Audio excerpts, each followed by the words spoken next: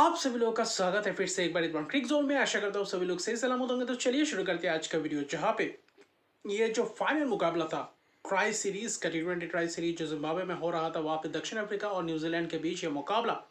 और दक्षिण अफ्रीका ने टॉस जीता, गेंदबाजी का करने का फैसला। वहाँ पे न्यूजीलैंड ने पहले बल्लेबाजी किया, टीम साइफर्ट कॉनवे ने शुरुआत की।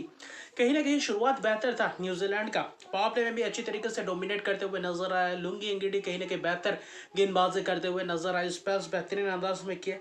टीम सेफर्ट कुछ वाइड्स एक्स्ट्रास भी रन्स दिए नांद्र बारगन ने, लेकिन कोयला मफाका को पावर प्ले में एक ही छक्का लगाया था जो टीम साइफर्ट ने। उसके बाद कहीं ना कहीं बेहतर पोजीशन में थे, बीच में स्पिनर्स जॉर्ज लिंडे ने भी गेंदबाजी की, लेकिन कॉनवे बेहतर अंदाज में दिखे, पूरी तरीके से डोमिनेट करते हुए नजर आया। कॉनवे बेहतर प्रदर्शन इस सीरीज में करके दिखाया, टीम साइफर्ट ने भी दिखाया, लेकिन टीम साइफर्ट कहीं ना कहीं रन बॉल से खेल रहे थे, लेकिन दूसरे एंड से कॉनवे पावर प्ले के बाद भी अच्छी तरीके से प्रहार कर रहे थे।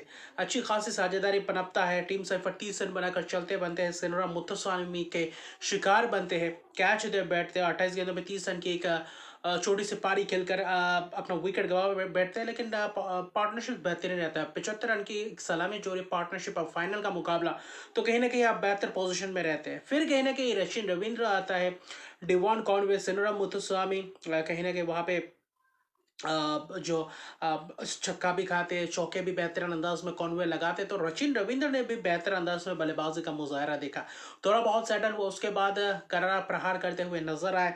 लुंगी एंगेडी ने चलता किया, डिवान कॉनवे को 47 रन की एक शानदार पारी खेलकर अपना विकेट गवा बैठे। पहला विकेट को छोड़ के देखो तो उसके बाद जो भी विकेट्स का पार्टनरशिप रहा 20-25 रन के अंदर ही रहा, छोटी छोटी पार्टनरशिप्स, लेकिन कहीं ना कहीं इफेक्टिव था। कहीं ना कहीं वहां पे जो चाहिए था पारी दूसरे एंड से, वहां पे पूरी तरीके से प्रहार करते हुए नजर आया। सेरेना मुत्तुस्वामी को दो करारा प्रहार, दो करारा छक्के एक ओवर में लगाए थे रचिन रविंद्र कॉनवे के विकेट गिरने के बाद।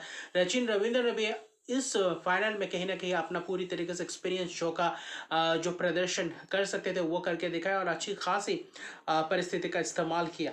फिर कहीं ना कहीं वैसे ही 7-8 रन का ओवर नंद्रे बर्गर था, कॉर्बिन बॉच 19वां ओवर नंद्रे बर्गर बेहतरीन गेंदबाजी करते हुए नजर आया। कहीं ना कहीं आखिर में थोड़ा बहुत रन्स गए, जिसमें से सभी ने मिलकर रन्स बनाए, लेकिन रचिन रविंद्र भी अपना अर्शद का पारी पूरा नहीं कर पाए, नंद्रे बर्गर के ही शिकार हो गए।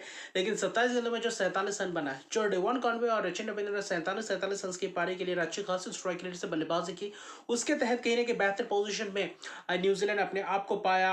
और फिर कहीं ना कहीं वो जो निचले क्रम के बल्लेबाज है उन्होंने कुछ योगदान किया, जिसके कारण 180 तक पहुंचे, और फाइनल में 180 रन उतना आसान चीज नहीं था, क्योंकि ये जिम्बाब्वे का ये मैदान हरा रहे, थोड़ा बहुत स्पिनर्स को मदद मिलता है और स्लोई सा कंडीशंस रहता है, तो कहीं ना कहीं वहां पे दिक्कत तो बिल्कुल होने वाले थे। 2 wicket Lungi Ngidi 4 over 24 run देकर फाइनल में महत्वपूर्ण स्पेल करके जाते हैं, लेकिन स्पिनर्स कहीं ना कहीं थोड़ा बहुत प्रहार उनके खिलाफ होता है। कॉर्बिन बॉच कहीं ना कहीं साधारण सा दिखे, वहां पे आपके नांद्रा बारगर बहुत सारे एक्स्ट्रास दे चुके थे, आखिरी 19 ओवर को छोड़ कर दे तो वहां पे नांद्रे बारगर पूरी तरीके से महंगे रहे, तो कहीं ना कहीं गेंदबाजों से जो उम्मीद थे, जो एक्सपेक्टेशन था, वो खरे नहीं उतर पाए दक्षिण अफ्रीका के गेंदबाज, अगर लुंगी एंगिडी को छोड़ दे तो। बाकी 181 रन की एक टारगेट को चेस करना था आपको, शुरुआत अच्छी खासी करना था, और शुरुआत बेहतर अंदाज में किया लुआन प्रेटोरियस और रीजा हेंड्रिक्स ने एक छोर को संभाल कर रखा था, जबकि लुआन प्रेटोरियस ने वहां पे करारा प्रहार करते हुए नजर आए।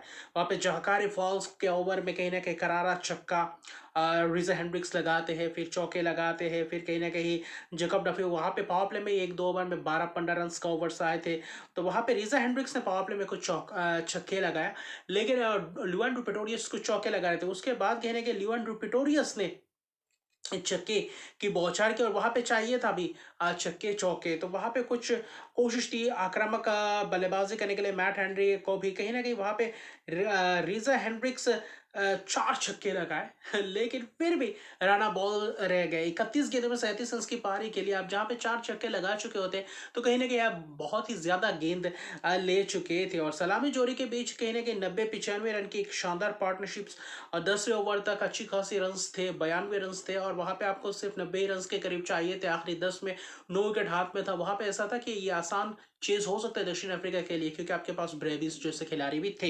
लियोन प्रेटोरियस ने जो आक्रामकता दिखाई दी, उसके बाद जो छक्के पावर प्ले के बाद भी कहीं ना कहीं छक्के प्रहार करते गए, 10-15-16 रन का ओवर्स आता चला गया।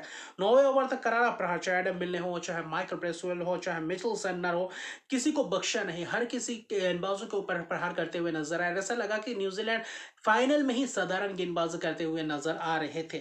लेकिन जब विकेट गया, माइकल ब्रेसवेल ने 10वें ओवर में, जब भले ही उस ओवर में भी छक्का खाए थे, लेकिन फिर भी विकेट से चटकाया था। और अर्शदीप के पारी, ल्यूएन रिपीटोरी इस सीरीज में वैसे प्रदर्शन करते हुए दिखाई नहीं दिए, लेकिन फाइनल में वो अर्शदीप के पारी 51 रन बनाए।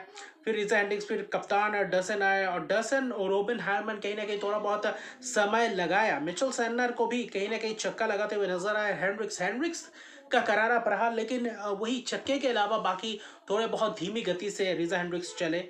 फिर कहीं ना कहीं स्पिनर्स जकारी फॉल्स गेंदबाजी कर रहे थे बेहतर, वहां पे विकेट्स भी गिर रहे थे। रूबिन हार्मन, वेंडर डसन, तो वहां पे 15-16 ओवर तक देखे तो ठीक ठाक चल रहा था। वो बीच में 15 से लेकर 17वें ओवर तक देखे तो वहां पे बहुत ही रन्स काम आए थे।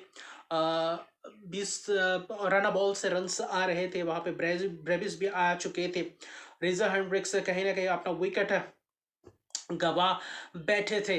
तो कहीं ना कहीं देखे तो 15वां-16वां तक ठीक ठाक चल रहा था। और वही आखिरी 3 में कहीं ना कहीं 37 रन चाहिए था। वहां पे डीवल ब्रेविस मौजूद थे, क्योंकि वहां पे 37 रन रिजा हेंड्रिक्स के बाद उसके बाद किसी ने वैसे प्रदर्शन किया नहीं था। लेकिन वो जो जकारी फॉक्स का जो 18वां ओवर था, वहां पे ब्रेविस ने जो छक्का लगाया, फिर लिंडन ने चौका लगाया, तो उस ओवर में 15 रन आए। आखिरी 2 में कहीं ना कहीं वहां पे 22 रन के करीब चाहिए थे। तो 19वां ओवर जैकब डफी, वहां पे भी 2 करारा छक्का और लंबे हिट लगाए। वो तो 18वां और 19वां ओवर जो था, वहां पे 2 ओवर में 30 रन आ चुके थे, और वहां पे ब्रेविस 3 छक्के लगा चुके थे। तो ब्रेविस की केमियो पारी बहुत ही काम आने वाली थी वहां पे दक्षिण अफ्रीका के लिए, क्योंकि आखिरी ओवर मैट हेनरी, और मुझे लगा कि मैट हेनरी के पास एक ओवर और बाकी था। आप 18वां ओवर मैट हेनरी को भी दे सकते थे। तो कहीं कहीं ना कहीं जकारा फॉल्स और जैकब डफी के साथ आप गए, और वहां पे कहीं ना कहीं महंगा पड़ गया था। आखिरी ओवर में 7 रन, डेविड ब्रेविस जैसे खिलाड़ी है और हाथ में 6 विकेट्स थे, बिल्कुल लग रहा था पूरी तरीके से गिरफ्त में है यह मुकाबला दक्षिण अफ्रीका का। जो 2 ओवर में वो जो 30 रन लिए, 18 over 19 over dual Brevis match को घुमा चुके थे। लेकिन जो आखिरी ओवर था, वहां पे डिवल ब्रेविस पहला गेंद कहीं ना कहीं वही शॉर्ट बॉल किया, वहां पे मिस हुआ। फिर अगला गेंद mid wicket, deep mid wicket के ऊपर मारा शॉट, और माइकल ब्रेसवेल का वो कैच, वो बाउंड्री लाइन पे कैच, वो भी छक्के के लिए चला गया था। ऐसा लग रहा था कि रोप में क्या पैर लगा या नहीं, आखिर में देखा गया नहीं लगा। वही कैच मैच का रुख पलट दिया। मैट हेनरी कहीं ना कहीं आखिर में किसी भी तरीके से मैच को निकाल ही देते। ऐसे ही पिछले मैच में भी ऐसे ही मैट हेनरी बेहतर अंदाज में गेंदबाजी करते हुए नजर आए। एक्सपीरियंस खिलाड़ी है। फिर कहीं ना कहीं कॉर्बिन बॉच आते, 2 रन लेते, सिंगल्स लेते, तो आखिरी 2 गेंदों में 4 रन चाहिए थे। ऐसा लग रहा था कि जॉर्ज लिंडर जैसे खिलाड़ी है, आसानी से मुकाबला ले सकते हैं। फिर वो जो गेंद है 5वां गेंद, और वहां पे कैच दे बैठे कहीं ना कहीं लॉन्गॉन के हाथों, और डेरियल मिचेल ने पूरी तरीके से वो कैच लपका। और कहीं ना कहीं डिवल ब्रेविस ने वो जो 31 रन की एक केमियो पारी खेली थी, वो काम कर गया था। 3 छक्का लगा चुके थे। बस आपको बस रन बॉल चाहिए था, ड्रॉ भी होता सुपर ओवर में ले जा सकते थे। और वही डिवल ब्रेविस और जॉर्ज लिंडे का विकेट, और कहीं ना कहीं आखिरी गेंद से में आखिरी गेंद 4 रन चाहिए था। स्लोअर गेंद आउटसाइड ऑफ स्टंप, और वहां पे मिस कर गए, और 3 रन से जीते। आखिरी गेंद में वो जो थ्रिलर मुकाबला था, आखिरी गेंद तक मुकाबला गया। कहीं ना कहीं दिलचस्प फाइनल देखने को मिला। 180 रन बनाए, 177 पे रोका, 6 विकेट गए। अब मैट हेनरी फिर से एक और बार वही प्रदर्शन करते हुए नजर आए। 3 ओवर 19 रन, 2 विकेट। अभी भी 1 ओवर कर सकते थे अपने कोटे का पूरा, लेकिन जकारे फॉल्स और जैकब डफी कहीं ना कहीं थोड़ा बहुत महंगे रहे। और मैं कहूँगा जकारे फॉल्स और जैकब डफी ने भी बेहतर गेंदबाजी की थी। जकारे फॉल्स इस मैच में थोड़ा बहुत महंगे रहे, लेकिन जैकब डफी बेहतरीन दिखे थे। कहीं ना कहीं वही आखिरी ओवर जो 15 रन दे गए, बनना अच्छा खासा स्पेल्स बेहतर किए थे। एडम मिलर ने भी कोशिश की थी। स्पिनर्स थोड़ा बहुत महंगा गए, जिसके कारण ये दिक्कत पहुंचा। और डिवल ब्रेविस की क्या ही बात, बस फिनिश नहीं कर पाया। अगर आखिरी ओवर में सिंगल्स डबल से भी पूरा करते, वो उन्होंने देखा कि छक्का लगाकर मैच को ख़त्म कर देंगे, और वही कहीं ना कहीं भारी पड़ गया।